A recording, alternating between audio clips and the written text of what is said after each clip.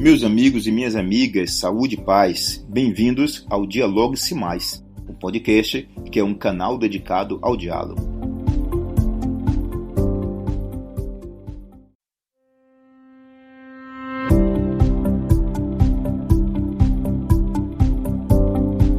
Caros ouvintes, muito bem-vindo ao nosso canal Dialogue-se Mais, que é um canal dedicado ao diálogo. Bem-vindos e bem-vindas. Eu quero apresentar a vocês hoje, com muita alegria, um grande amigo, um professor, um homem erudito, mas ao mesmo tempo simples, acessível nas palavras e no conhecimento. Eu quero apresentar para vocês o professor Jocely. O professor Jocely é formado pela Universidade Católica do Salvador em Direito e em Línguas Vernáculas. Ele é pós-graduado em Educação Básica de Jovens e Adultos pela Universidade do Estado da Bahia, UNEB, é professor há quase 30 anos na rede estadual e na rede municipal. Professor Jocely Mota, foi eu aqui tratando como um grande amigo e não disse o sobrenome. Professor, muito obrigado pela presença, obrigado por dedicar esse tempo do senhor, a sua inteligência, o seu carisma como professor, para esse nosso primeiro encontro do Dialogue-se Mais, né? A primeira entrevista é o segundo podcast, o primeiro é o piloto dedicado a apresentar, e agora é este primeiro com a entrevista. Eu estou muito contente de trazer o senhor aqui. A presença era importante, que eu queria um pouquinho conversar sobre a palavra diálogo, a palavra mesmo, significado, sua etimologia. Então, muito obrigado, professor, pela presença. Seja bem-vindo ao canal Dialogue-se Mais. É um prazer estar aqui, muito agradecido pelo convite. Sempre que for possível, estarei à disposição. Muito obrigado. Professor, eu começo fazendo uma pergunta que todo mundo vai fazer. A etimologia da palavra diálogo. O que significa mesmo a palavra diálogo? Ok. Etimologicamente falando, o vocábulo diálogo tem um prefixo grego que significa movimento através de. Assim como diálogo, nós encontramos palavras como diáfano, que é aquele que deixa atravessar a luz. Nós encontramos diagnóstico, que conhece através de exame, diagrama. Então, etimologicamente falando, diálogo significa através de palavra. Né? Nós temos o contato com o próximo, é dialogar, é deixar-se falar com o outro. Seria basicamente isso.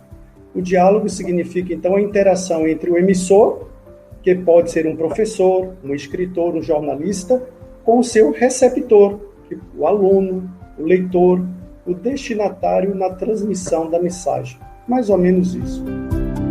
Professor, para dialogar, por exemplo, uma questão que muitas pessoas têm colocado agora, sobretudo em nosso ambiente social, que está muito polarizado, uma polarização que começou na política, mas que hoje nós reconhecemos na família, nos ambientes de estudo, nos ambientes cultural, e isso para não citar as redes sociais, né, onde essa polaridade, esse polarismo, essa radicalização da palavra, palavras de baixo calão, palavras chulas, na hora que alguém quer contestar ou duvidar de algum tipo de informação. Me vem uma pergunta, professor. O diálogo, então, é reservado para os eruditos? Aqueles que têm palavras simples, eles devem silenciar porque eles acham que não tem formação e que não tem condições? O diálogo é uma coisa erudita, professor? Não, de jeito nenhum. Se pensarmos em termos de literatura, por exemplo, nós vamos lá para a literatura popular, através da literatura de cordel, onde o diálogo é estabelecido entre o escritor, o cordelista, e o povo em geral, normalmente pessoas com baixo grau de escolaridade. Existe um preconceito muito grande com esse tipo de literatura, infelizmente, ainda nos dias de hoje. Mas a literatura popular, ela está em acesso para qualquer um. Normalmente, eles estão presentes em feiras, em mercados. Existe, sim, o acesso é livre para todos.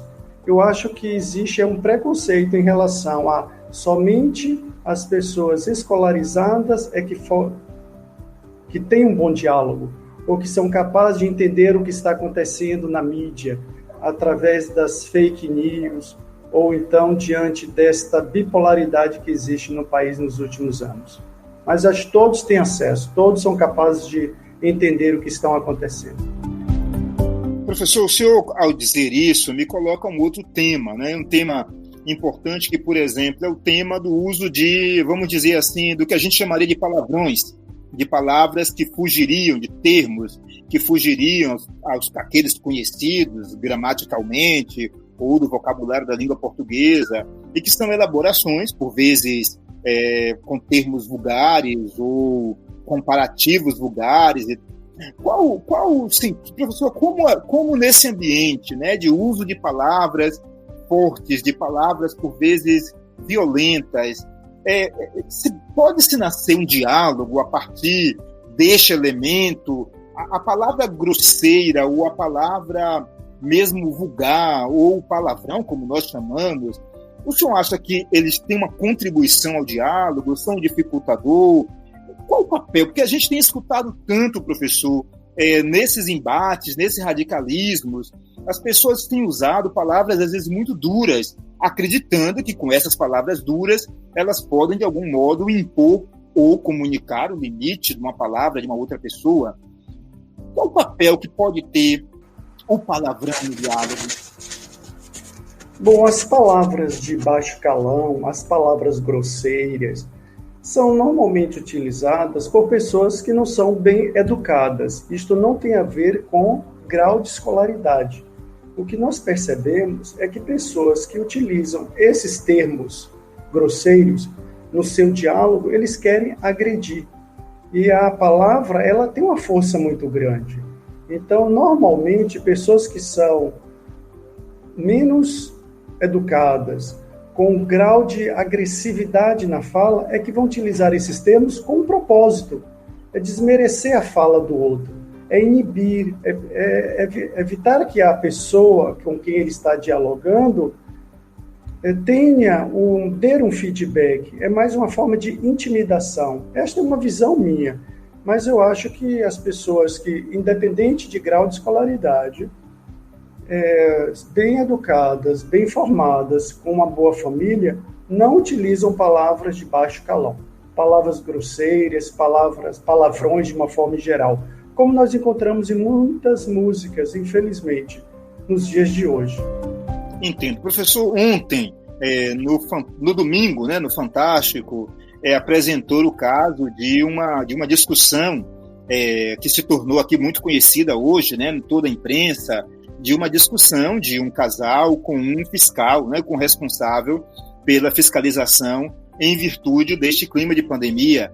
E ao chamar este outro de cidadão, uma das pessoas que ele acompanhava respondeu, como talvez o senhor já tenha ouvido bastante, cidadão não, engenheiro civil formado, né?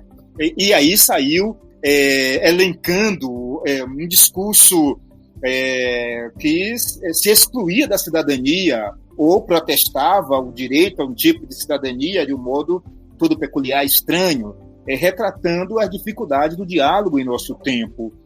Professor, que lição, o que é que a gente aprende? O senhor trabalha com a língua, quais são os limites, professor? Como é que o senhor, como professor, olha esses limites? Aí tem uma confusão, né? Porque todos somos cidadãos, seja alguém um analfabeto, ou seja, um doutor da universidade, todos nós, mas de repente alguém não se entende. Nós temos um equívoco da palavra, ou nós temos um equívoco da compreensão sociopolítica, cultural, ou é um conjunto, professor? O que é que o senhor, como educador, é um conjunto? Entendi a sua pergunta, está bem contextualizada. Eu acho que é uma questão de humanidade.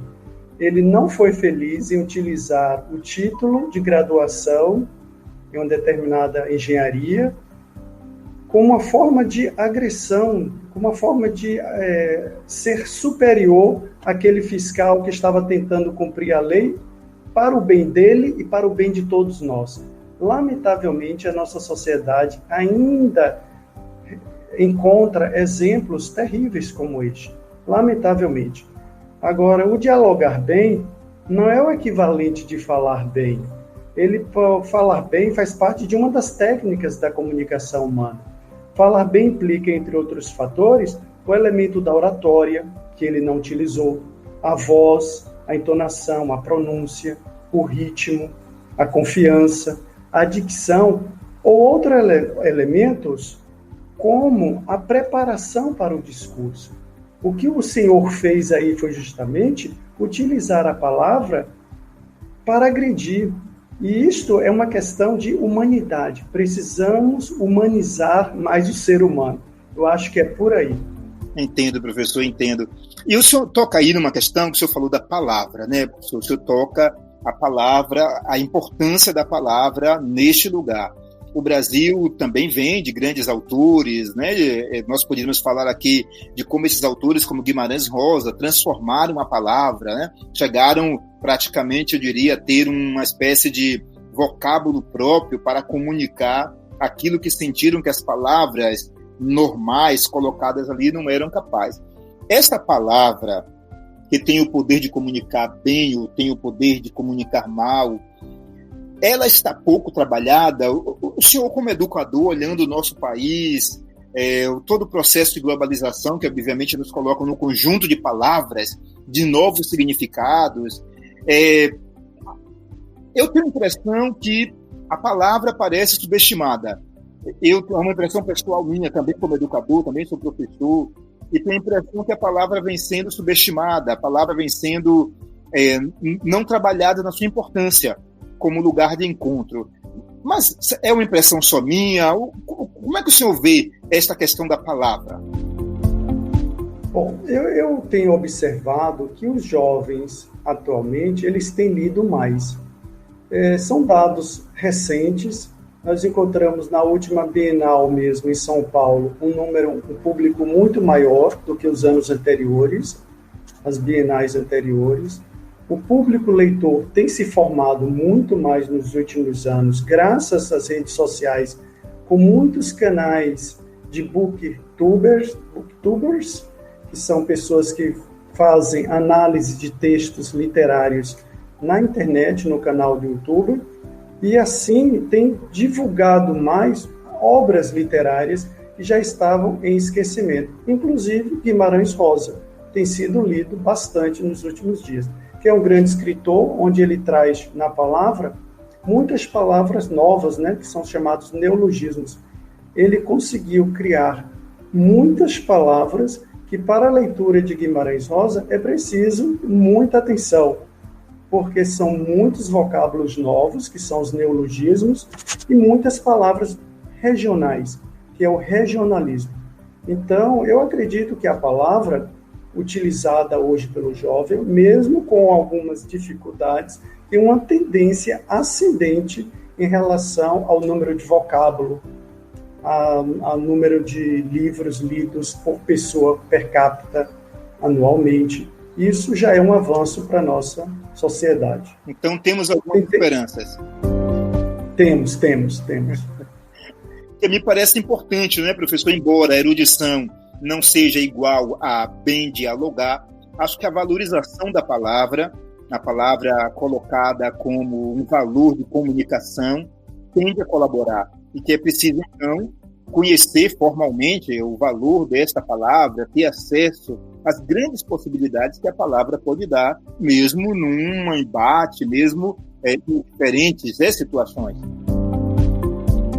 Eu até trouxe aqui, professor, trechos que primeiro trouxe um trecho de Clarice Lispector, que ela diz assim: sou um monte intransponível no meu próprio caminho, mas às vezes, por uma palavra tua ou uma palavra lida, de repente tudo se esclarece. Clarice Lispector é outra que também tem dado sua contribuição para os mais jovens, que ficou aí no ostracismo durante um bom período, mas eu tenho percebido que tem muita gente voltando a ler. Eu acho que graças a essas novas booktubers, né, essas novas pessoas que estão fazendo um trabalho bonito, que é a divulgação de obras literárias com análise, com leituras coletivas. Isso tem aumentado sensivelmente. Professor, e para a gente caminhar assim ao nosso final, o senhor é educador, como eu também sou um educador, o tema que coloco, a escola, não é a escola ou a universidade, ela pode ser, professor, um espaço, eu tenho me perguntado, muitas pessoas me perguntam, aonde o senhor acha que pode começar, em que lugar social talvez pudéssemos investir mais? Eu tenho refletido muito o papel dos espaços educativos, justamente pela unidade entre a formalidade da educação e a espontaneidade que também existe no processo educativo. É isso, professor? É uma esperança, o senhor como olha? É uma esperança formal ou de fato, o espaço educativo, mesmo esse que nós temos com as suas fragilidades, pode se tornar um espaço de ampliar, de aprofundar o conhecimento e a abertura ao diálogo? Sim. Na sociedade, nós temos espaços extremamente importantes, né, para o debate, para ouvir, para a prática do dialogar bem, que é saber escutar. E aí nós encontramos a escola, um papel fundamental, é um dos pilares da sociedade, onde a formação acadêmica se constrói com os bons leitores, com os bons profissionais, com relações étnicas, sociais, políticas bem estabelecidas, né? Nós encontramos na escola o professor como grande orientador na formação desses jovens. Já sou professor há quase 30 anos, então sei qual a importância do professor naquele espaço, naquela sala de aula. E a família, em segundo lugar, creio que tem um papel fundamental. É dali que surgem os primeiros indícios de uma boa formação. Os primeiros passos são dados dentro de uma família, onde se constroem laços de respeito, né, de saber ouvir, a prática do exercício do ouvir. Né? Neste processo de construção da comunicação, é preciso respeitar, né, o outro, mesmo sabendo que há divergências, posições antagônicas, posições contraditórias, mas o respeito é muito importante, e assim se constrói, né, uma sociedade melhor para todos. Esse é o nosso objetivo. Através da construção de uma sociedade onde tem uma família, onde tem, né, o papel fundamental da educação, e aí da escola, juntando com os dois, eu acho que nós possamos criar uma sociedade melhor. Eu creio que seja por aí. Então vamos, né, professor? O mais importante é não perder a esperança, é continuar fazendo o caminho. O diálogo é um empenho, não é um puro voluntarismo. Certamente implica um querer pessoal, implica uma decisão, mas implica uma perseverança da decisão de dialogar, né? Certo, sim, sempre. Sempre. Professor, muitíssimo obrigado. Além da alegria de ter nos encontrado aqui, já estamos aqui em quase 20 minutos, nesse bate-papo que podíamos fazer aqui o dobro, né? Podia crescer muito mais, mas nosso tempo é esse que está aqui. Professor Jocely Mota, muitíssimo obrigado pela dedicação do senhor à educação. Eu imagino quantos desafios para o diálogo, né? Não só formativo, esse de notas e avaliações, imagino o diálogo das questões que são trazidas pela família, sobretudo nessa idade que o senhor lidar, nessa idade de transformações. Muito obrigado por essa dedicação ao nosso país, por essa dedicação à nossa cidade de Salvador. Obrigado pelo empenho profissional, pela amizade, pela inteligência e pelo carisma que sempre aparece nas palavras. Obrigado de coração pela presença. Eu que agradeço, parabéns pelo trabalho que vem desenvolvendo. Acredito que é uma chama que se acende e que muitos jovens tenham acesso a este canal e que possa iluminá-los na sua trajetória. Muito obrigado, estarei sempre à disposição. Obrigado, professor. Muito obrigado. Antes de concluir, eu quero também ler ainda um trecho de um poema de um aluno, né, de um aluno meu, e este aluno é dedicado à poesia, e aí eu queria concluir com esta poesia, um trecho bem pequeno, onde diz: o meu coração perturbado, sem a tua presença tem chorado, com a tua partida ficou partido. É o Leandro Miranda, @mirandaleo09 para administração. Olha. Você olhar, tá vendo, professor? Que alegria, que esperança nós temos aqui para o diálogo, Isso. para crescer. Isso. Que alegria. E acrescentando apenas, lembrando Paulo Freire, ele tem uma frase que diz que não há saber mais nem saber menos, há saberes diferentes. Então precisamos valorizar cada um desses saberes. Não estou fazendo aqui uma apologia à cultura popular, à literatura, à falta de educação básica. Eu quero mostrar que é importante valorizar os diversos falares que nós temos em todo o país. Isso é importante. É verdade. Muito obrigado, professor. Um grande abraço. Meus amigos, um abraço, boa noite. Obrigado, boa noite. Amém. Meus boa amigos, noite. Boa noite. Meus amigos, boa semana. Obrigado, professor. Meus amigos e minhas amigas do nosso canal Dialogue-se Mais. Então, aqui terminamos este nosso podcast, essa nossa entrevista, e continuaremos no próximo, aprofundando ainda mais o sentido de dialogar. Um grande abraço a todos vocês.